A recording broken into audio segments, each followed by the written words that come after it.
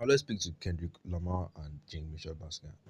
So Jean Michel Basquiat, he knew very well that he knew very, very well that a black man who is who isn't, who doesn't look like he has a home, is has these huge dreads, and is not like he's just wearing clothes that he finds and has paint splattered on him. He knows that this person is not expected by society to know the intricacies of art, to know about art history, to know about Roman history, to speak four languages fluently. You know, he knows that people aren't expecting this from him.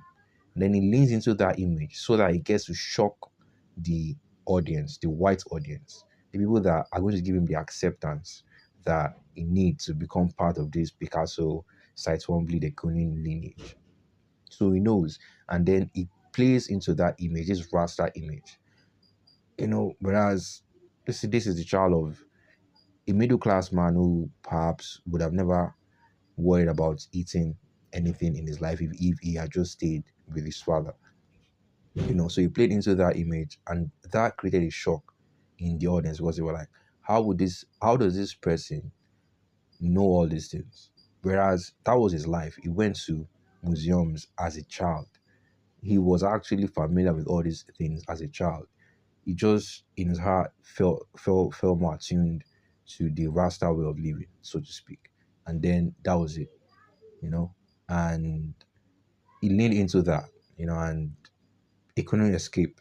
And he tried to get detox, many times, but he failed numerous. Like he failed all the times he tried. And yeah, and it's just sad, it's very sad because he had to sell a part of himself. He had to sell that stable ration, like he had to sell that part away, sell it to the devil to acquire fame. And it's not as easy as that, like a lot of the behavior that was exhibiting came after his parents divorce, and his life wasn't as super easy and all that stuff. So I'm not saying I was just him being completely cynical, but to some extent it was kind of cynical. It was kind of toying with the white audience. It was kind of playing with their minds, and yeah. So now we'll speak on how Kendrick Lamar does this thing.